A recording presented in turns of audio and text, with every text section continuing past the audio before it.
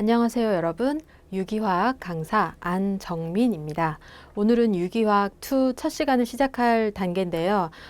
기존에 배웠던 다양한 작용기 대비해서 유기화학 2에서 우리가 주로 다루게 될 화합물들은 카보닐 화합물이라는 패밀리들인데요.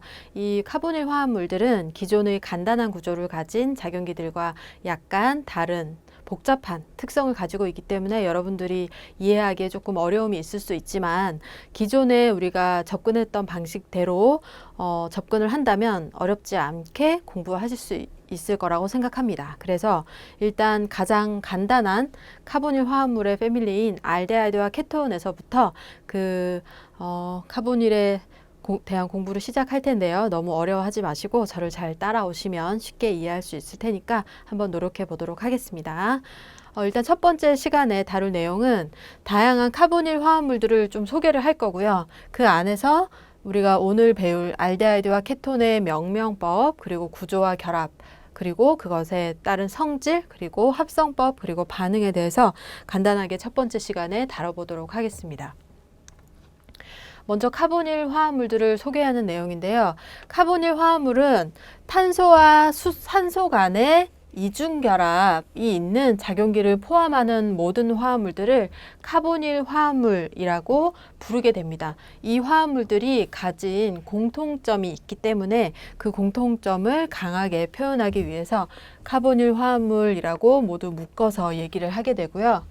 우리가 유기화학 1에서 배웠던 다양한 작용기들은 알킬 그룹 옆에 어떤 할로젠이 치환되어 있다거나 알킬 그룹 옆에 OH가 붙어 있다거나 이렇게 탄소와 단일 결합으로 연결된 헤테로 원자에 대한 그런 작용기를 배웠거나 또는 탄소에 연결된 다중결합, 탄소 옆에 이중결합이라거나 또는 삼중결합 이런 것들이 붙어 있는 간단한 구조의 작용기에 대해서 공부를 했다면 앞으로는 탄소와 산소 간의 이중결합을 중심으로 구성이 되어 있는 카보닐 화합물에 대해서 얘기를 할 것이고 기존의 형태와 약간 다르게 생겼죠. 탄소에 이중 결합을 가진 헤테로 원자가 결합되어 있으니까 지금까지 봤던 단일 결합 연결과 약간 다른 특성을 가질 것이다 라고 생각할 수 있겠죠. 그 특성에 의해서 훨씬 더 반응성이 크고 일단 이름을 한번 적어볼게요. 카보닐 화합물이라고 하는데 이런 화합물들은 기존의 다른 작용기 대비해서 반응성이 크고 다양한 특성을 가지고 있습니다.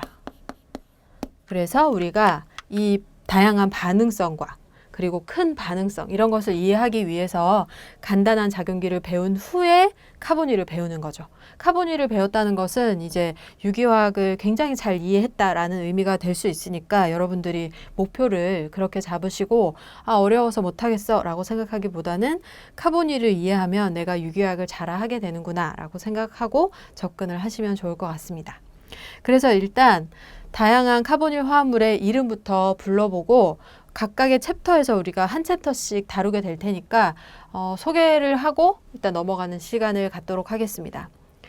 카보닐 화합물 중에서 가장 간단한 구조를 가진 화합물은 바로 알데하이드라는 물질이에요.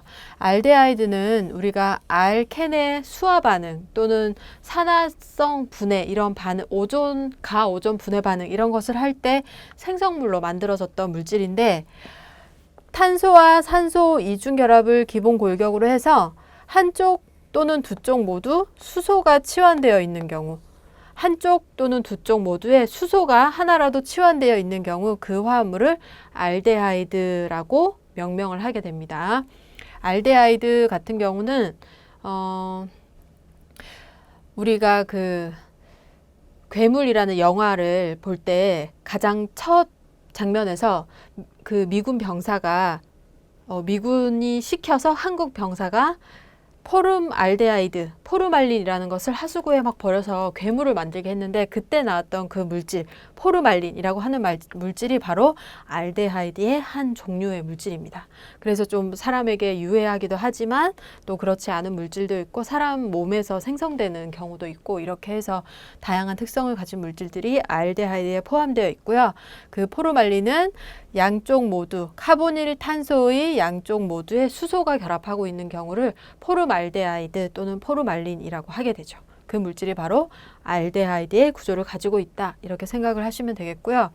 그리고 그 다음으로 약간 복잡한 구조를 가지는 카보닐 화합물이 탄소, 산소 이중결합을 중심으로 양쪽 탄소에 모두 알킬 그룹이 치환되어 있는 경우, 바로 우리가 케톤이라고 부르게 됩니다. 생물을 조금 공부하신 분들이라면 이런 케톤체라는 얘기를 들어보셨을 텐데, 어떤 사람이 당뇨병을 오래 앓게 되거나 또는 대사증후군, 대사가 잘 진행되지 않는 당의 분해가 원활히 진행되지 않는 질환에 걸렸을 때 몸속에서 케톤체가 돌아다녀서 입에서 뭐 이런 케톤 냄새 같은 뭐 휘발성 어떤 냄새가 난다, 이런 얘기를 들어보신 적 있을 텐데, 그때 나오는 케톤체가 바로 이 케톤에서 유래한 용어가 되는 것이죠. 케톤 같은 경우는 카보닐 그룹 옆에 양쪽 탄소 모두에 알킬 그룹이 치환되어 있는 구조를 가진 경우, 바로 케톤이라고 명명을 하게 됩니다. 그 중에 하나라도 수소로 치환됐다? 그럼 걔네는 알데하이드가 되는 거고, 양쪽 다 알킬 탄소가 붙어 있다 그러면 케톤이 되는 거죠. 우리가 손톱에 매니큐어를 발랐다가 지울 때 사용하는 아세톤이라는 물질이 있죠. 아세톤이 대표적인 케톤의 구조를 가지고 있죠. 양쪽 모두 메틸 그룹이 치환되어 있는 경우 그것을 아세톤이라고 명명을 하게 됩니다. 케톤 기억해 두시고요. 이번 챕터에는 이 두 가지 화합물에 대해서 주로 얘기를 하게 될 거지만, 이제 일단 밑에 화합물들도 간단하게 이름을 보고 넘어가도록 하겠습니다. 우리가 유기화학 원을 배우는 동안 꾸준히 출연을 했었던 물질들이죠. 이 케톤도 알켄의 산화성 분해 반응 생성물로 우리가 얻을 수 있었고, 또는 삼중결합 화합물의 수화를 했을 때 토토머리제이션을 통해서 케토폼으로 바뀌었을 때 케톤 또는 알데하이드 형태가 된다라고 얘기를 했었죠. 그래서 그때 나왔던 물질들이고, 그리고 새롭게 소개할 물질들은 카보닐 그룹 한쪽에는 알킬 그룹이 치환되어 있지만 반대쪽에 OH, 이렇게 헤테로 원자가 치환되어 있는 경우, 이 형태로 많이 보셨을 거예요. COOH. 이 화합물이 바로 카르복실산이라는 카보닐 그룹의 한 종류 물질이고요. OH가 붙어 있는 경우 카르복실산 구조, 아세트산 같은, 또는 우리가 이중결합을 에폭시데이션 할 때 과산화산 이런 걸 썼었는데, 그때 모든 산성 물질의 구조가 COOH 이런 형태를 가지고 있었죠. 그리고 이 카르복실산과 굉장히 유사한 구조를 가지고 있는데, 거기에 붙어 있는 산소 옆에 다른 종류의 알킬기가 치환된 경우 이 화합물을 우리는 에스터라고 부르게 됩니다. 카르복실산 구조의 수소가 알킬기로 하나만 치환된 경우, 이 구조를 바로 에스터라고 얘기를 하게 되죠. 여기서는 일단 소개를 받는다는 느낌으로 어떤 구조를 가지고 있는가 특징 위주로 보시면 되겠습니다. 나중에 각각의 챕터에서 자세히 다루게 될 테니까 이름과 구조 정도만 여러분들이 확인하는 식으로 이해를 하시면 되겠습니다.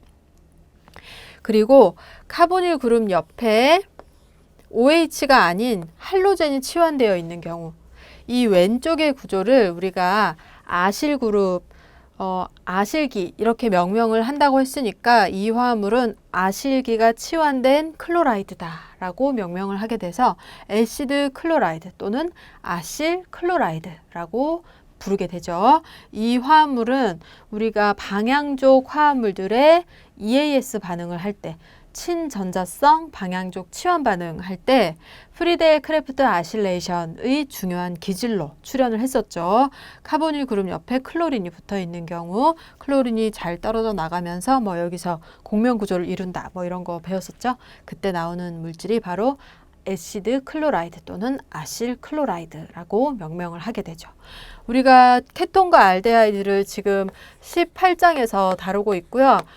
이 세 가지 물질 같은 경우는 카르복실산과 그 유도체 패밀리들 특성이 유사하기 때문에 묶어서 19장에서 함께 다루게 될 거예요. 그래서 다음 챕터에서 더 자세한 얘기를 많이 하도록 하고요. 그리고 그것과 함께 19장에서 다루어질 물질들이 아래쪽에 있는 아마이드와 애시드 언하이드라이드라는 작용기를 가진 물질들이에요. 아마이드 같은 경우는 아민이라는 이름에서 유래된 것을 조금 예상할 수 있겠죠. 아민 같은 경우는 알킬 그룹 옆에 NH2 이렇게 아민 그룹이 붙어 있을 경우 전체 화합물을 아민이라고 명명을 하게 되는데, 이 아민의 형태가 카보닐 옆에 붙어 있을 경우 NH2 아민이 카보닐 옆에 하나라도 치환이 되어 있을 경우 이 화합물들을 아마이드라고 명명을 하게 됩니다. 아마이드. 생체 내에 있는 단백질의 펩타이드 결합 있죠? CO, 그 다음에 N, CON 이렇게 연결되는 펩타이드 결합이 바로 아마이드 형태로 만들어져 있죠. 펩타이드 결합이 아마이드 형태를 가지고 있습니다. 이 옆에 알킬 그룹이 있고 또 그 옆에 또 카보닐이 있고 뭐 이런 식으로 쭉 연결이 되어 있죠. 이런 형태의 화합물들을 펩타이드 또는 아마이드 결합이다, 이렇게 기억을 해두시면 되겠습니다. 그리고 5번째 화합물 작용기는 애시드 언하이드라이드라고 하는 물질인데, 이 물질은 카보닐 그룹이 하나만 있는 게 아니라 마치 그것이 축합된 것처럼 산소가 중간에 있고 양쪽에 카보닐 그룹을 가지고 있는 형태를 가지고 있는데, 이러한 물질을 마치 카르복실산 2개가 만나서 가수분해, 그러니까 물이 떨어지면서 탈수된 것과 같은 형태를 가지고 있다라고 해서 무수물, 애시드의 무수물 형태다라고 명명을 해서 산무수물 또는 애시드 언하이드라이드라고 부르는 작용기가 이렇게 나타나 있네요. 이 화합물도 우리가 프리델 크래프트 아실레이션을 할 때 좋은 기질로 사용될 수 있다라고 해서 그때 한 번 더 소개를 했었던 그런 물질이 되겠습니다. 그래서 이 아래쪽에 나오는 5가지 작용기들은 다음 챕터인 19장에서 중점적으로 다루게 될 거고요. 이번 시간에는 18장에서는 케톤과 알데하이드에 대해서 주로 얘기를 하게 되겠습니다. 그럼 아래쪽 애들은 이제 소개를 받아봤으니까 어떤 애들인지 대강 알 것 같아, 이 정도로 생각하시면 되겠고, 그럼 알데하이드와 케톤에 대해서 조금 더 알아보도록 하겠습니다. 다음 장으로 넘어가서 명명을 한번 해보도록 할게요.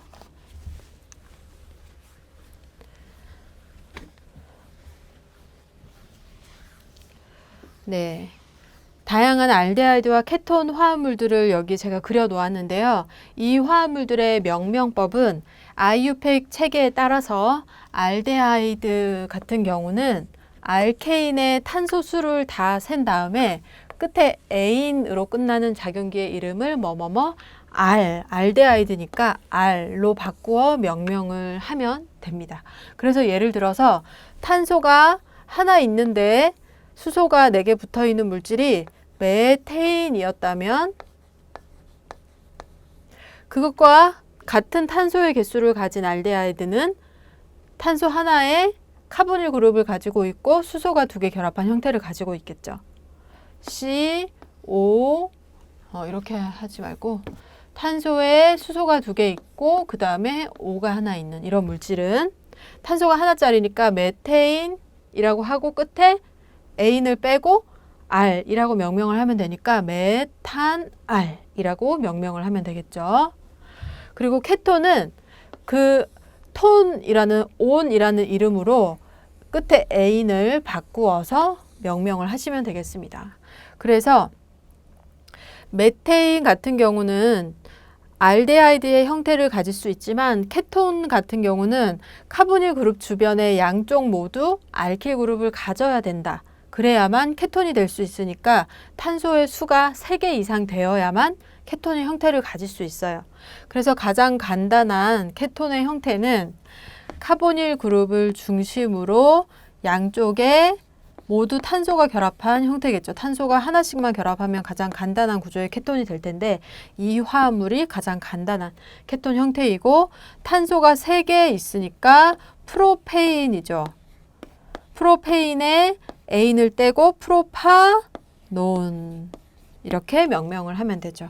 뭐 관용명으로 따로 우리가 아세톤이라는 이름으로 많이 부르고 있는데 아세톤이라고 불러서 우리가 다 알고 있는 것도 좋지만 IUPAC 명명으로 했을 때는 탄소의 개수를 센 다음에 끝에 온 이렇게 변경을 시켜주면 됩니다. 그래서 구조를 보면서 명명이 어떻게 되는지 조금 살펴보고 넘어가도록 할 텐데요. 일단 가장 먼저 우리가 명명을 해봤던 메탄알, 알데하이드, 카보닐 옆에 수소가 하나라도 있으면 다 알데하이드라고 했죠. 그래서 알로 끝나는데 얘의 다른 이름은 포름 알데하이드라는 이름을 가지고 있습니다. 우리가 카보닐 그룹 중에서 카보닐 탄소 옆에 수소를 하나만 가지고 있는 경우, 이런 그룹 탄소 산소 이중결합 옆에 수소가 하나 치환되고 어디에 붙어 있는 이런 작용기를 우리는 포르밀 그룹이라고 명명을 합니다. 그래서 뭐 이름을 붙일 때 포름 알데하이드니까 포름 알데하이드, 포름 폴믹 애시드 뭐 이런 식으로 명명을 많이 하게 되는데, 그때 포름이 여기서 온 거구나 생각하시면 되겠고, 이거는 이제 포르믹 애시드라는 이름에서 먼저 유래가 되었는데, 포르믹 애시드는 개미산이라는 물질이에요. 어떤 그 아프리카에 사는 개미들은 나무를 갉아먹고 사는데 그 물질들이 산성 물질을 분비를 한대요. 그 물질을 이름을 지을 때 그 산성의 새콤한 물질의 이름을 포르믹 애시드, 개미산이다 라고 명명을 했기 때문에 그것과 관련된 유도체들은 전부 다 포르밀이라는 이름을 가지게 되었어요. 그래서 포름 알데하이드라는 관용명으로도 많이 불리는 물질이 바로 이렇게 생긴 물질입니다. 이걸 이제 또 바이올로지 하는 사람들이 포름알린 이렇게 줄여서 써서 어떤 유기물을 오래 보존하고 싶어서 방부 처리를 할 때 포름알린에 저장을 해두면 썩지 않고 오랫동안 보관을 할 수 있죠. 그때 사용하는 물질이 바로 포름알데하이드, 포름알린이라고 생각을 하시면 되겠습니다. 관용명으로 더 많이 쓰고 있어요. 그래서 여러분들이 포름알데하이드, 포름알린 뭐 이런 이름은 기억을 하고 계시면 좋겠죠. 그리고 두 번째 알데하이드는 탄소가 두 개로 구성된 카보닐 그룹 옆에 탄소가 하나 치환되어 있고 수소가 하나 있어요. 이 화합물은 수소가 하나라도 있으니까 일단 알데하이드라고 했죠. 이 구조가 알데하이드의 구조니까 명명을 할 때 뭐뭐뭐 알 이렇게 끝나야겠죠. 그래서 탄소가 두 개짜리니까 에탄알이라고 명명을 하면 되겠죠. 그리고 이 화합물도 관용명을 가지고 있는데 관용명은 바로 아세트 알데하이드라고 했습니다.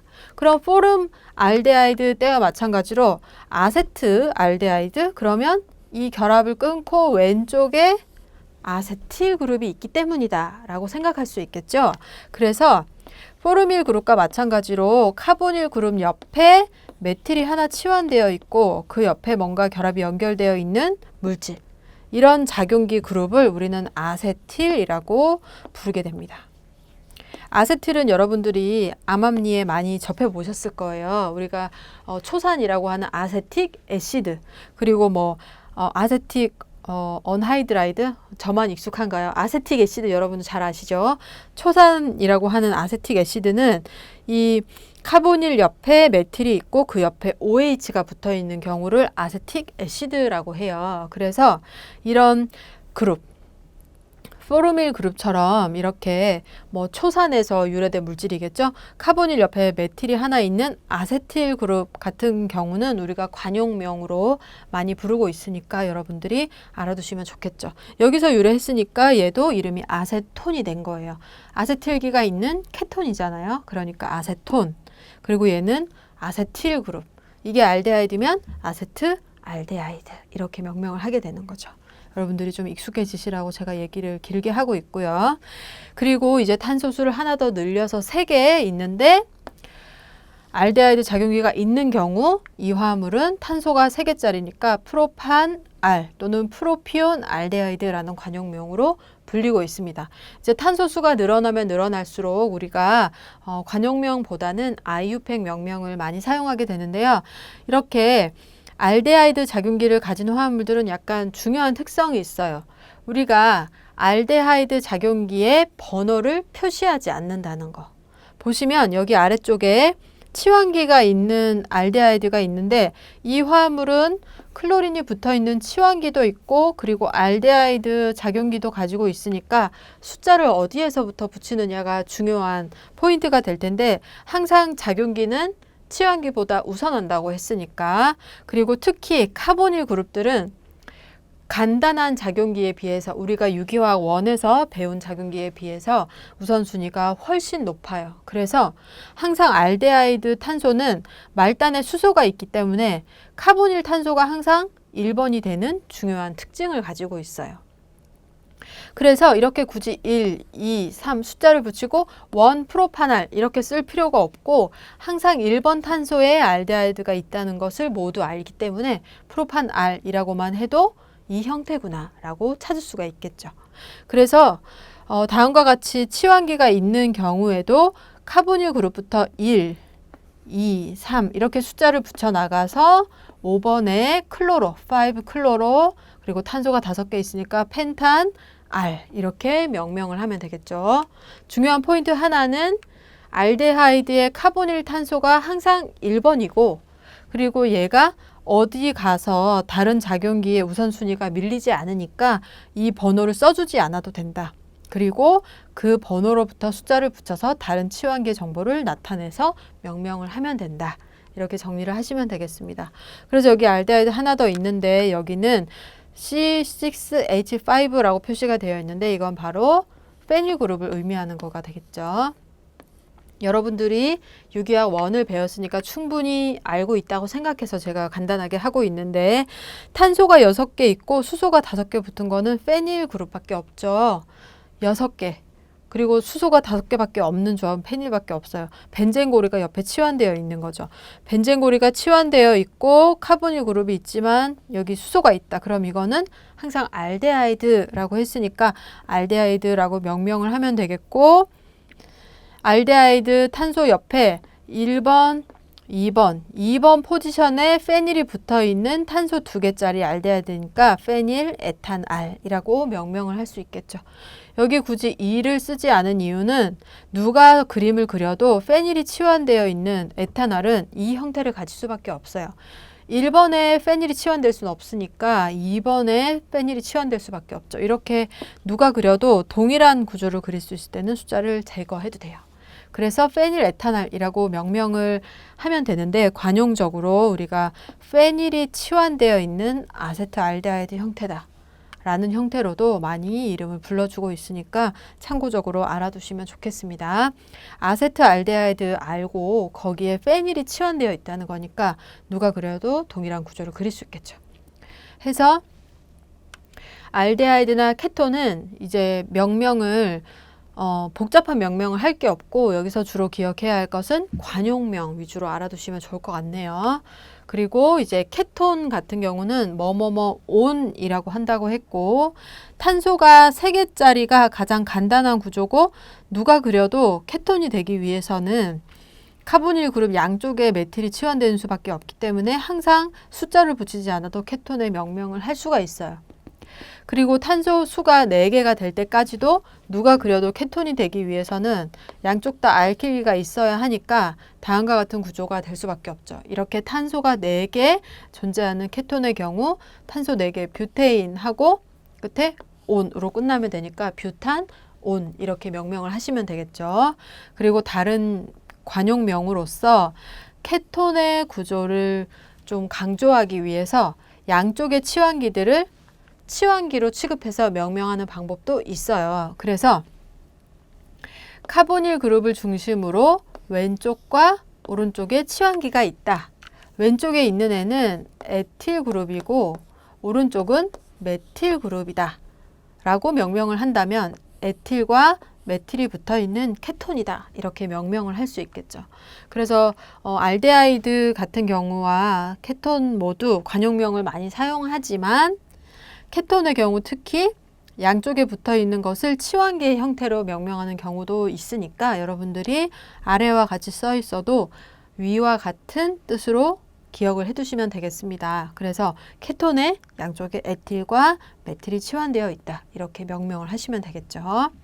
그리고 2펜타논 같은 경우 탄소가 5개로 구성되어 있는데 카보닐 그룹이 하나 있대요.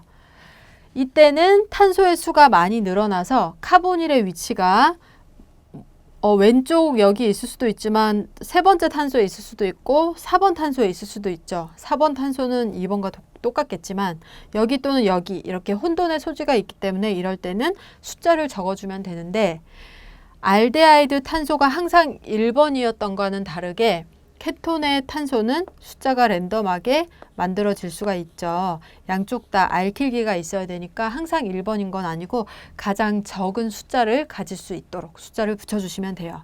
그래서 탄소 5개에 1, 2, 3, 4, 5 숫자를 붙였을 때 2번 위치에 카보닐이 있죠. 그래서 2번에 탄소 5개로 구성된 케톤이 있다. 이렇게 명명을 해주면 되겠죠.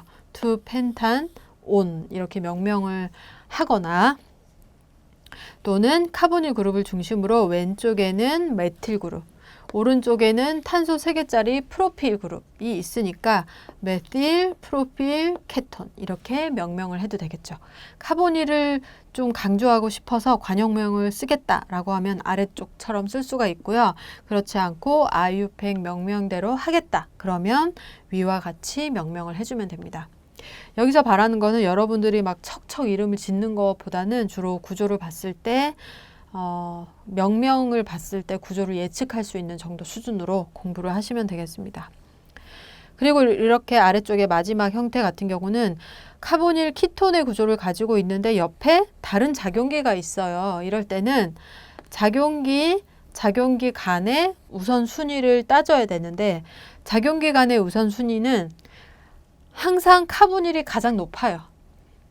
나중에 제가 정리를 해드릴 텐데 아직까지는 일단 카보닐이 굉장히 높다. 그것만 알아두시면 돼요. 그래서 이중결합이 1번 숫자를 가질 수 있지만 카보닐이 우선순위가 더 높으니까 카보닐 쪽이 적은 숫자를 갖도록 숫자를 붙여주셔야 돼요. 3, 4, 5 이렇게 하고 작용기의 이름을 다 써주시면 되겠죠. 그래서 펜탄, 탄소가 5개로 구성되어 있는데 4번에 이중결합이 있고 2번 탄소에는 케톤이 있다. 이렇게 명명을 하시면 되겠죠.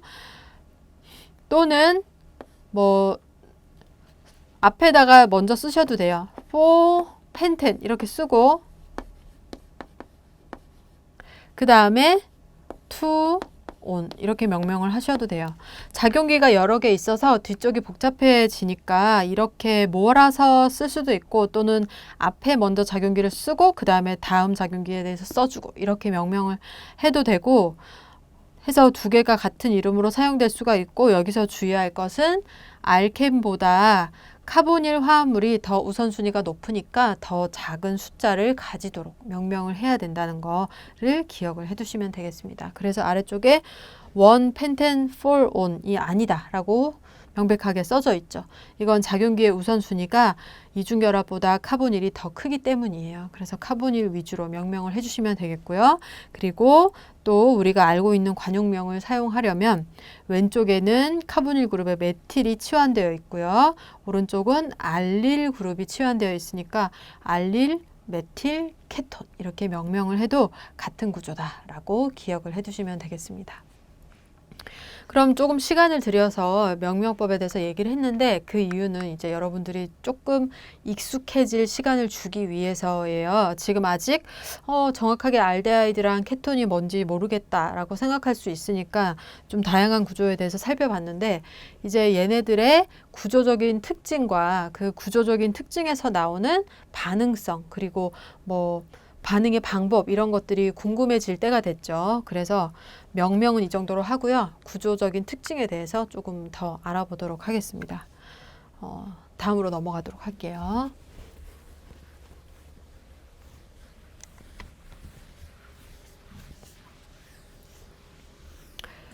일단 이 챕터는 좀 알데하이드 케톤뿐만이 아니라 카보닐 그룹 전체를 소개하는 챕터니까 계속 용어가 카보닐기, 뭐 알데하이드 케톤 섞여서 나오는데 아직까지는 전체적으로 생각하셔도 될 것 같아요. 카보닐 그룹 같은 경우에 그 구조와 결합의 특징을 이해하면 여러분들이 반응성을 이해하는 데 도움이 되거든요. 그래서 중요하게 생각하고 얘기를 할 텐데 일단 기하적인 구조를 살펴보게 되면 여기 가장 간단한 카보닐 그룹이 나와 있죠. 포름말린, 포름알데하이드라는 물질인데 카보닐 그룹을 중심으로 양쪽에 수소만 치환되어 있어요. 이 화합물들은 가운데 있는 카보닐의 탄소가 혼성이 sp2 상태이고 옆에 있는 산소도 이중결합을 하고 있어가지고 sp2 혼성을 하고 있어요. 그러다 보니까 분자에 존재하는 두 개의 원자가 sp2 결합으로 평면 구조를 가지고 있고, 그리고 아래쪽에 붙어 있는 탄소도 sp2 혼성을 하고 있으니까 평면 구조를 가지고 있죠. 그래서 거기 붙어 있는 수소까지 4개의 원자가 모두 평면상에 배열되어 있다라는 것을 예측을 할 수가 있어요. 그래서 여기 입체 구조를 보시면 탄소, 산소, 수소들이 모두 평면상에 존재하는 것을 알 수가 있죠. 이것이 굉장히 중요하고, 그리고 두 번째는 이 원자들 간의 결합각을 계산해 보면 탄소가 sp2 혼성을 하고 있으니까 각각의 결합각은 거의 120도 가까이 나타나겠다라는 것을 알 수가 있겠죠. 서로 최대한 멀리 배제된 상태로 떨어져 있길 원하니까 그 떨어져 있는 결합 각도를 재어봤더니 120도 정도로 나타난다는 것을 알 수가 있습니다. 그리고 산소의 혼성도 sp2 형태로 나타나 있죠. 그러면 가장 간단한 구조를 기준으로 해서 점점 알킬 그룹의 개수를 늘려나가면서 그 구조가 어떻게 다른지를 살펴보게 되면 아세트알데하이드처럼 메틸 그룹이 하나만 치환된 경우는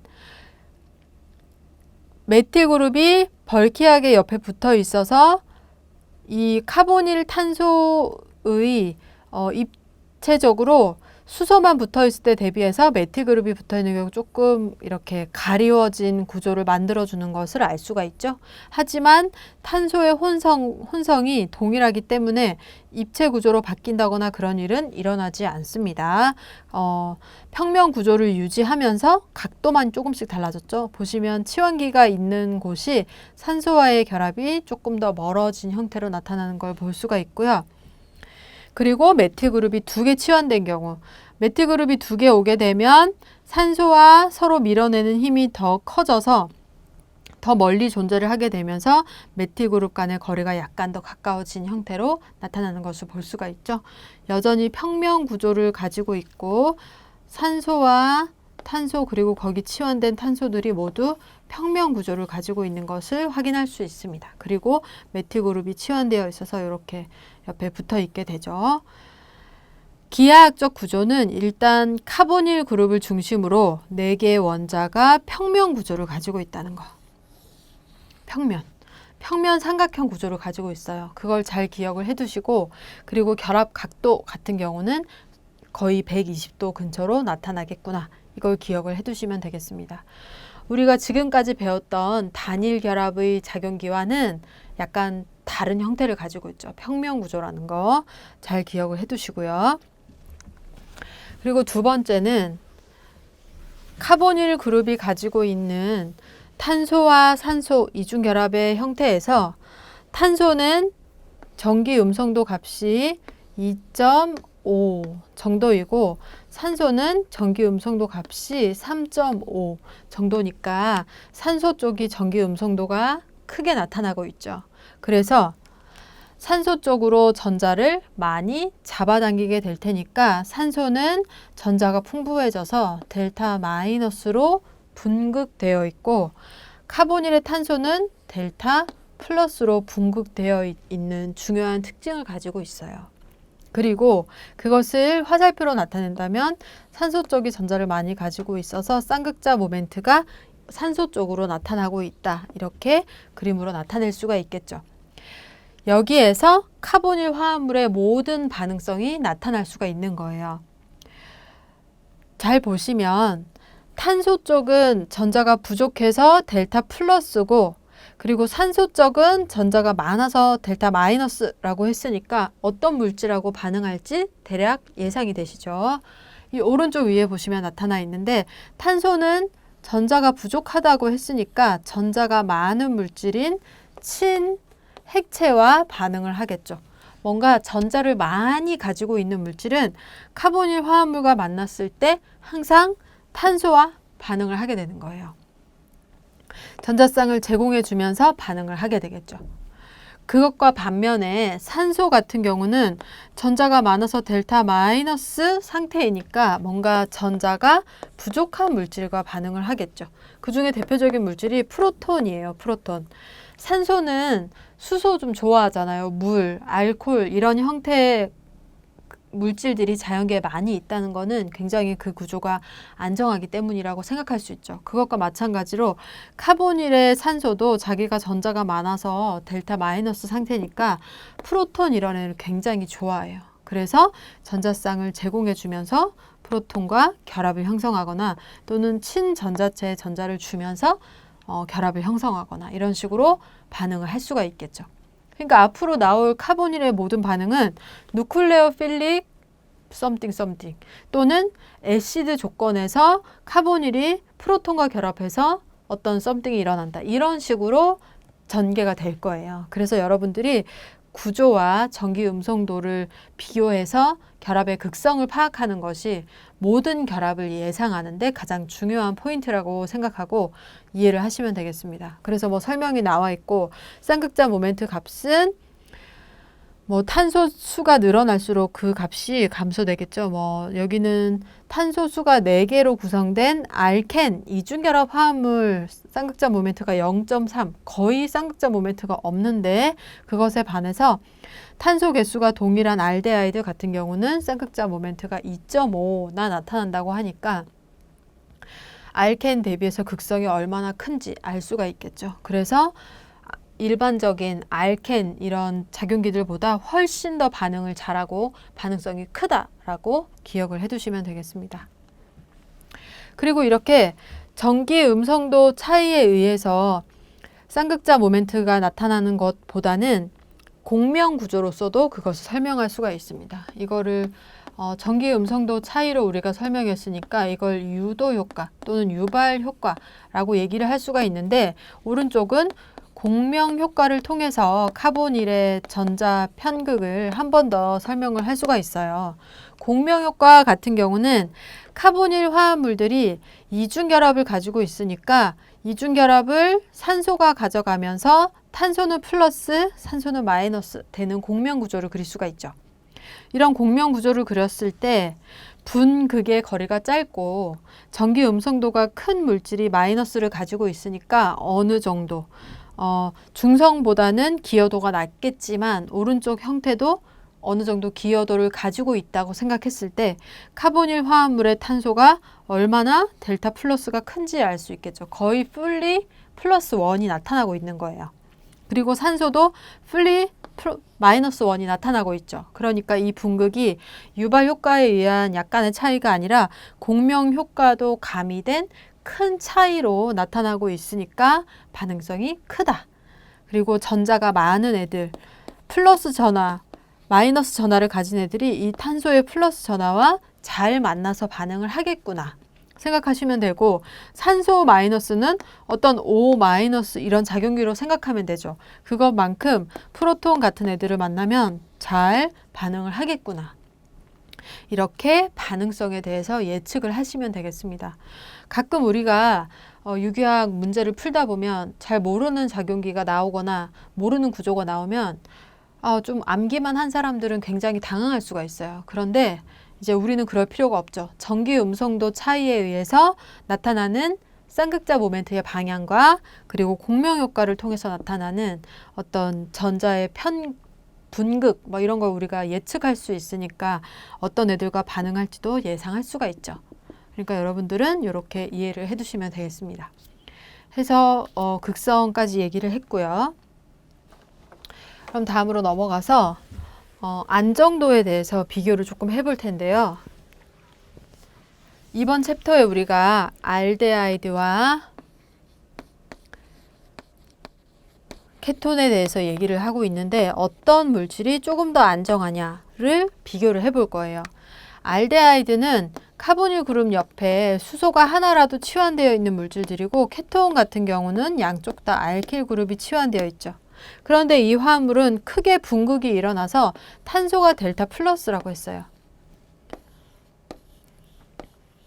그러면 이 탄소가 델타 플러스인 것을 안정화시켜주면 시켜줄수록 안정할 수 있겠죠. 그런데 알데하이드 같은 경우는 왼쪽엔 알킬 그룹이 있지만 오른쪽엔 전자가 많이 없는 수소만 존재하는 것과 반해서 케톤 같은 경우는 왼쪽에도 탄소, 오른쪽에도 탄소, 탄소가 치환되어 있어요. 어떤 델타 플러스가 더 안정하게 존재할 수 있을까요?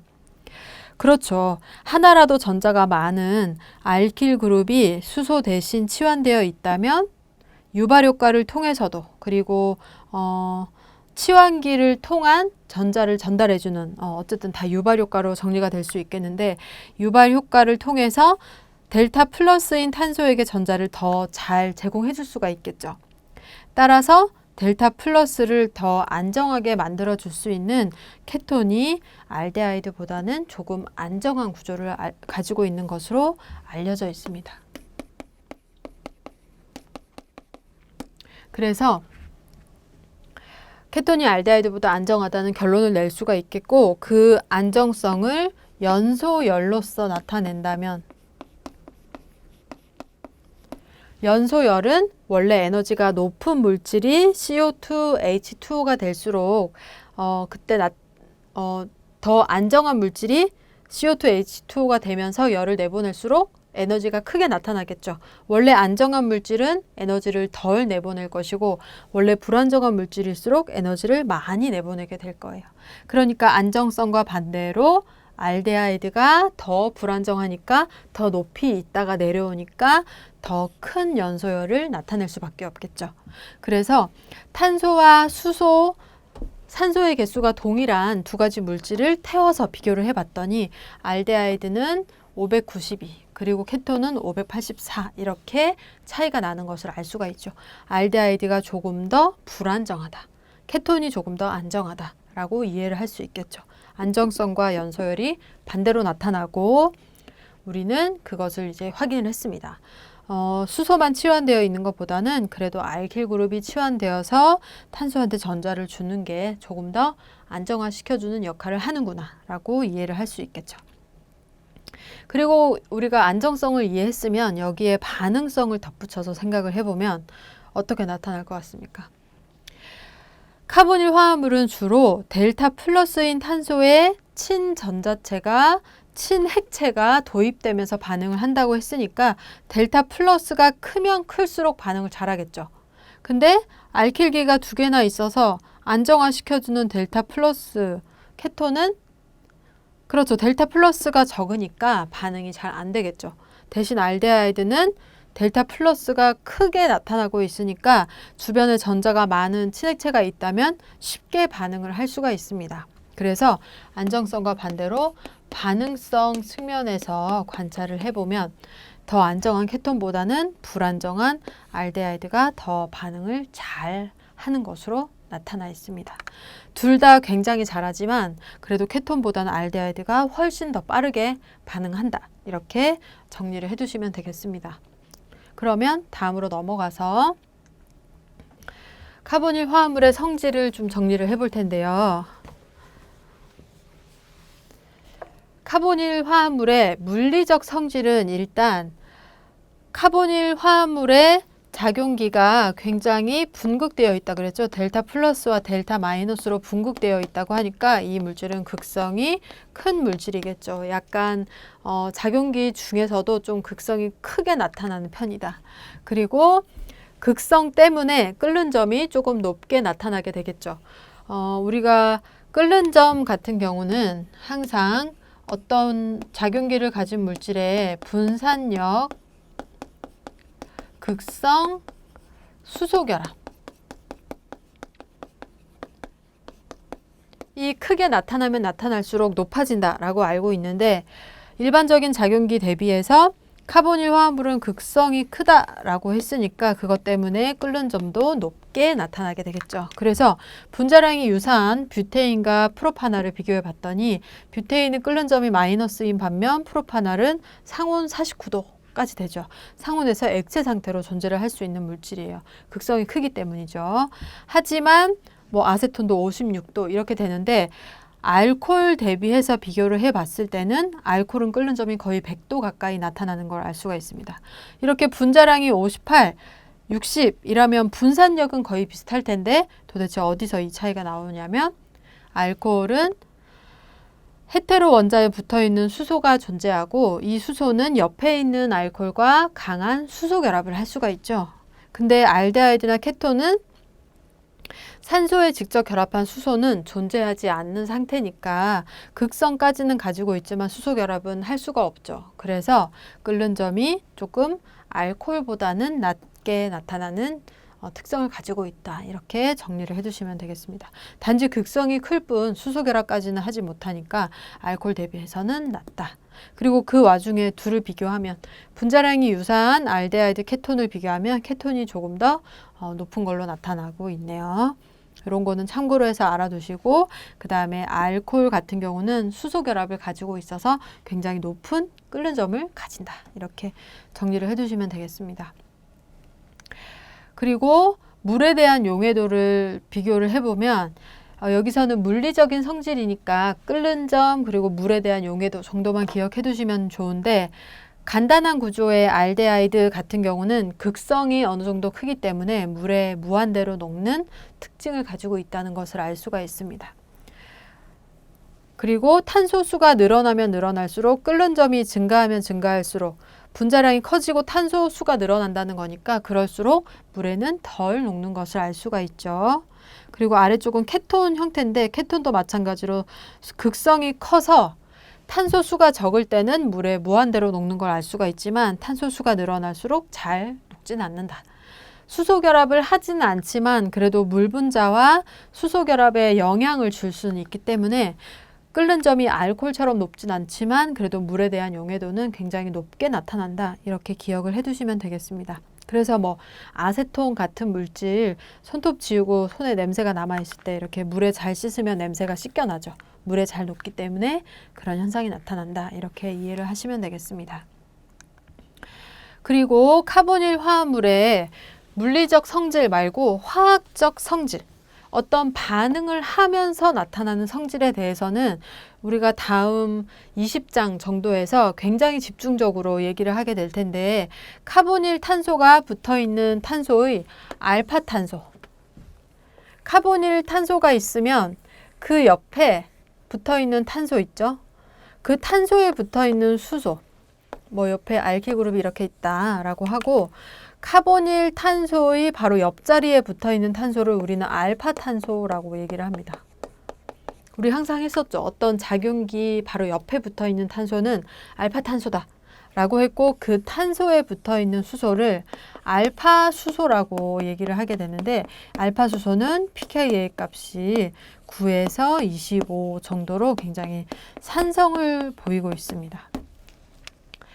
이것은 왜 그러냐면 마치 이런 것과 같은 거예요.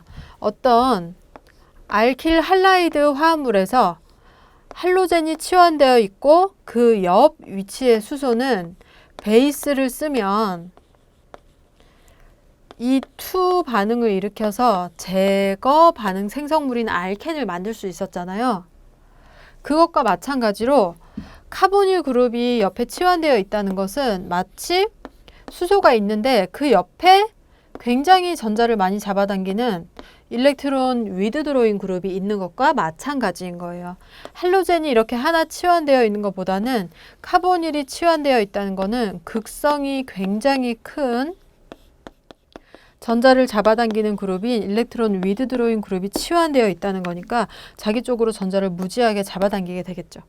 그러다 보니까 탄소와 수소 간의 결합도 굉장히 편극되어 있어서 수소 쪽에서 탄소가 전자를 계속 잡아당기게 되니까 수소가 전자도 없이 H 플러스 상태로 잘 떨어져 나가게 되는 거예요.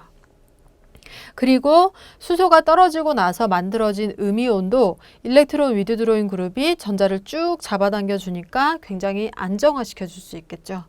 그래서 알파 수소가 굉장히 산성인데 이것을 잘 기억을 해두세요.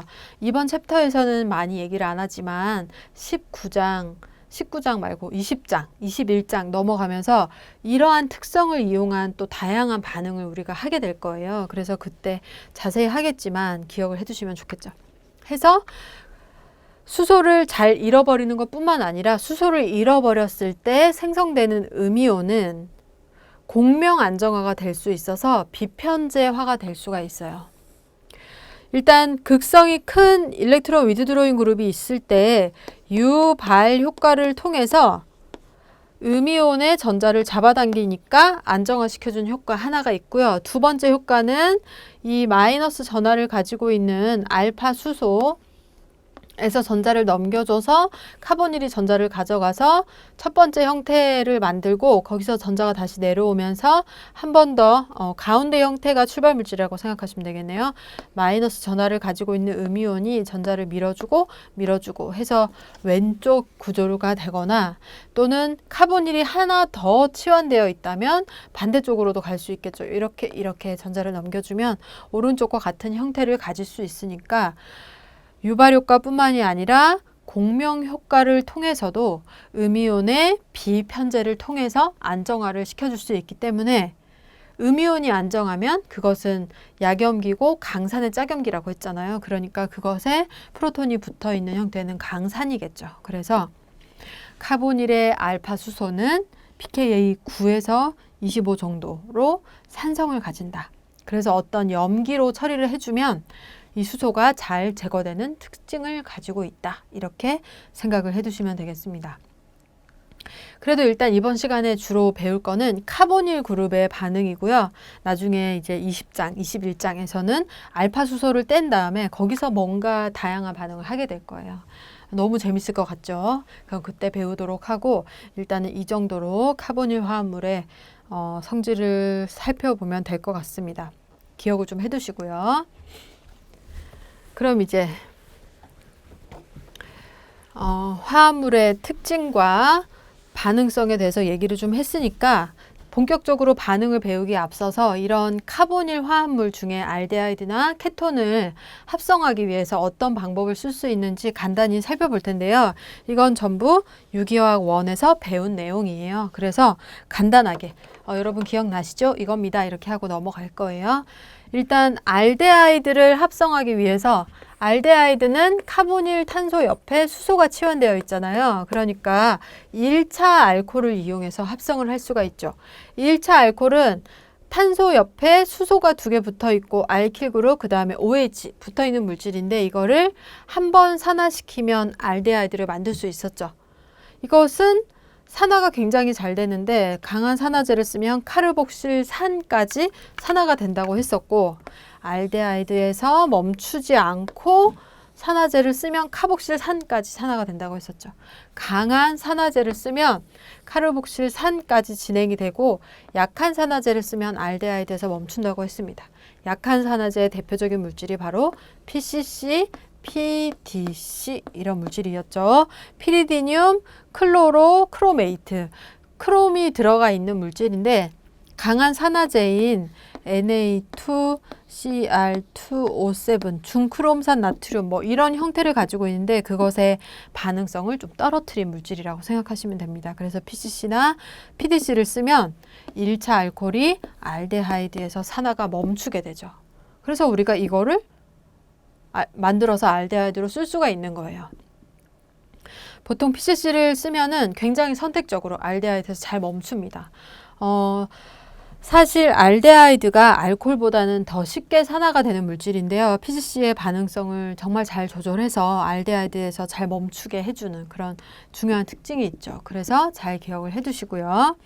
그리고 이제 산화를 통해서 알데하이드를 만들었으니까 반대로 더 산화수가 큰 물질들을 이용해서 환원을 통해서 알데하이드를 또 만들 수가 있습니다.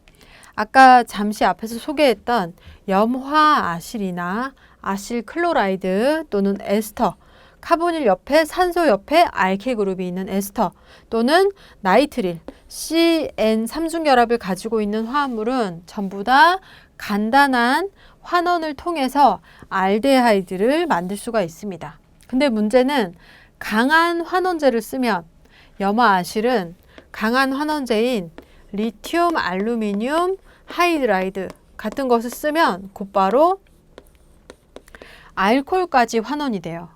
에스터도 마찬가지고요. 나이트릴 같은 경우는 리튬 알루미늄 하이드라이드 같은 것을 쓰면 삼중결합이 없어지면서 거기에 모두 수소가 들어가게 돼서 1차 아민까지 환원이 일어나게 돼요.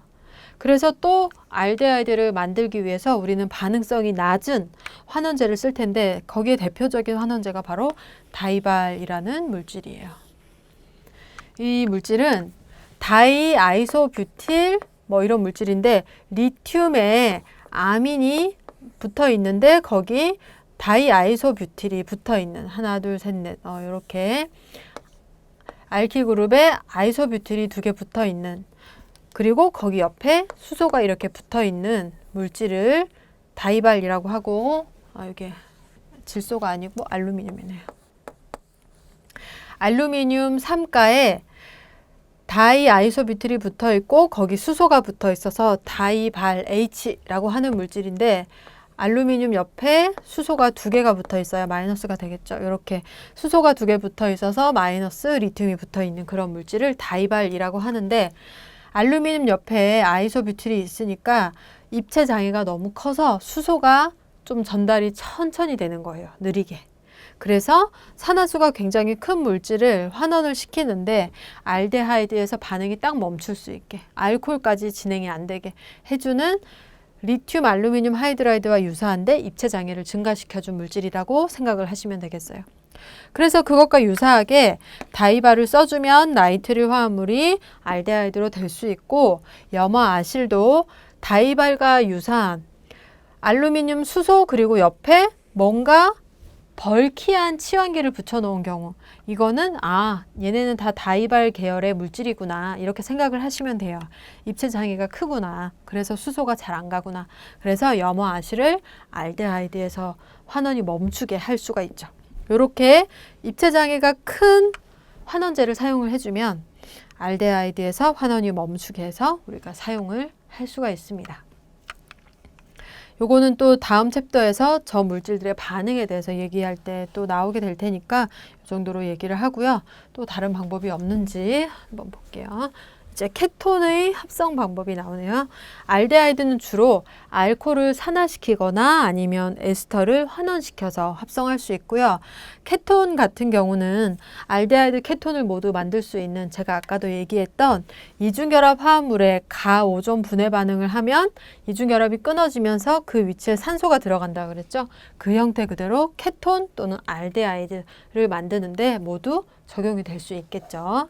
그리고 케톤을 만들기 위해서 아실 할라이드, 염화아실 이런 물질을 알루미늄 촉매 상에서 반응을 시켜주면 방향족 화합물과 반응을 해서 방향족에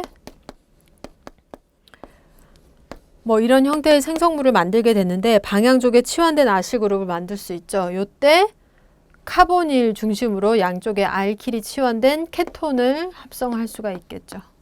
이거 이제 방향족 측면에서 본 게 아니고 카보닐 기준에서 봤을 때 중요한 케톤 형태의 화합물을 합성하는 데 사용될 수 있으니까 케톤의 합성법으로 소개가 됐고 여러분들이 배워봤던 반응이니까 이 정도로 얘기를 하고 넘어가도록 하겠습니다. 그리고 삼중결합 알카인. 삼중결합 화합물은 황산, 수은, 촉매를 써서 수화 반응을 하게 되면 먼저 N올 형태의 생성물이 만들어지게 되죠.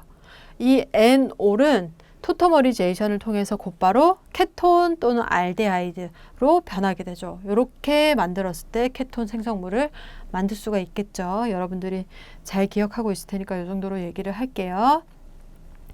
그리고 4번이 약간 처음 보는 중요한 내용이 되는데요. 다음 챕터에서도 얘기를 하겠지만 아실 클로라이드 화합물은 굉장히 카보닐 화합물 중에서도 반응성이 큰 걸로 알려져 있는데 이 화합물은 그리냐드 시약 같은 걸로 반응을 하면 항상 이당량이 도입돼서 생성물이 나오지만 유기구리 시약, R2CU 리튬 같은 유기구리 시약과 아실 클로라이드를 반응시키면 케톤을 생성물로 얻을 수가 있습니다. 나중에 다른 그린야드 씨앗과 반응을 하게 되면 어떤 식으로 반응이 진행되는지 얘기를 할 텐데, 그린야드 씨앗 같은 경우는 아실 클로라이드와 반응해서 케톤이 만들어지면 케톤과도 반응을 하는 중요한 특징을 가지고 있어요. 그래서 케톤에 한 번 더 도입이 돼서 3차 알코올을 만들게 되는데, 구리 씨앗 같은 경우는 반응성이 너무 낮아서 케톤하고는 반응을 안 하고 아실할라이드와만 반응을 하게 돼요. 그래서 아실할라이드와 반응해서 케톤을 만드는데 유기구리 씨앗을 사용할 수가 있어요. 그래서 아래쪽에 보시면 다음과 같은 아실클로라이드 물질에 메틸 구리 씨앗을 써줬더니 메틸이 일당량만 들어가서 케톤이 만들어지게 됐죠. 이거는 이제 나중에 여러분들이 알데하이드 케톤의 반응을 공부한 다음에 다시 복습차 한번 보게 되면 아, 이런 중요한 특징이 있구나, 이렇게 기억을 되살리시면 될 것 같아요. 아실 할라이드는 반응성이 너무 크기 때문에 반응성이 낮은 구리 씨앗과도 반응을 할 수 있어요. 근데 케톤은 반응을 못하니까 얘네는 오케이. 근데 케톤은 반응을 못해요. 그러니까 생성물이 케톤 형태를 얻어줄 수가 있는 거죠. 한 번 더 반응하는 것이 아니라 케톤 형태를 얻을 수가 있죠. 이렇게 하면 케톤을 합성을 할 수가 있고요. 이 정도로 하면 카보닐 화합물의 합성에 대해서는 충분히 얘기를 한 것 같고, 이제 다음 챕터부터 카보닐 화합물의 반응에 대해서 얘기를 할 거예요. 카보닐 화합물은 크게 4가지 반응을 하게 되는데요. 우리가 주로 이번 챕터에서 다루게 될 거는 친핵성 첨가 반응이에요. 친핵성 첨가 반응은 어떤 카보닐 화합물이 있을 때 걔네가 알데하이드 또는 케톤 화합물이라면 전자가 많은 누클레오 파일이 델타 플러스인 카보닐 탄소에 도입이 됐을 때 먼저 산소 마이너스 그리고 누클레오 파일이 들어와서 이런 형태로 카보닐 탄소가 4개의 치환계를 가지고 있는 sp3 형태로 일시적으로 바뀌게 되는데, 이때 반응이 여기서 끝나고 산소의 전하가 프로톤으로 바뀌는 경우, 이 경우를 친핵체가 첨가된 생성물이 만들어졌으니까 친핵성 첨가 반응이라고 얘기를 하게 되고요. 그리고 어떤 알킬 그룹 또는 어떤 치환계 X라고 할게요. 알킬 그룹에 아실 그룹에 치환계 X가 있다. 거기에 누클레오 파일이 들어왔다. 산소가 음이온을 가지고 있는 상태에서 수소가 아닌 X가 붙어 있을 때, 이때는 카보닐 그룹의 이중결합이 다시 만들어지면서 이 X가 좋은 이탈기일 경우 떨어져 나가는 반응을 하게 돼요. 이 반응은 친핵성 누클레오 파일이 X랑 바뀐 생성물이 만들어질 테니까 이렇게 되겠죠. 누클레오 파일이 붙어 있고 X-가 떨어져 나온 형태로 붙어 있게 되겠죠. 이런 반응은 X가 누클레오 파일로 치환되었으니까 친핵성 치환 반응이라고 얘기를 하게 됩니다. 이것이 가장 대표적인 카보닐 화합물의 반응이 되겠고, 첨가 반응은 주로 알데하이드나 케톤이 하게 돼요. 그래서 이거를 우리가 이제 18장에서 얘기를 하게 될 것이고요. 치환 반응 같은 경우는 에스터, 아실할라이드, 애시드 이런 물질들이 잘 하기 때문에 19장에서 주로 다루게 될 거예요. 친핵성 아실 치환 반응, 얘네들은 좋은 이탈기인 X를 가지고 있기 때문에 치환 반응을 하게 되고, 알데하이드나 케톤에 붙어 있는 수소나 알킬 그룹은 수소 음이온, 알킬 음이온으로 떨어져 나왔을 때 강한 염기성을 띠니까 잘 떨어지지 않죠. 그래서 알코올에서 반응이 끝나게 돼서 친핵성 첨가 반응을 하게 됩니다. 그래서 두 챕터를 통해서 얘기를 할 거고, 그거 이외에 제가 아까 알파 수소의 산성이 크다. 그 산성을 통해서 뭔가 반응할 거다라고 얘기를 했었는데 그게 바로 아래쪽에 나와 있는 3, 4번 반응이에요. 알파 수소를 제거해서 그것을 이용해서 축합 반응을 하거나 또는 알파 위치에 치환을 시키거나 하는 다양한 반응을 할 수가 있는데 이거를 20장, 21장을 통해서 공부를 하게 될 거예요. 사실 19장은 쉬워요. 18장도 외우면 되니까 쉬워요. 다 동일한 메커니즘. 근데 이제 20장, 21장을 배우는 순간 이거가 전부 다 이제 섞이는 거예요. 막 섞여서 이제 정리가 안 되는 거죠. 그러니까 제가 그것을 중점적으로 얘기를 하기 위해서 18장과 19장을 정리를 잘 해야 20장을 헷갈리지 않게 할 수 있다라는 걸 일단 경고를 해드리고 제가 그것을 중점적으로 여러분들이 섞이지 않도록 정리를 해드리도록 노력을 하도록 하겠습니다.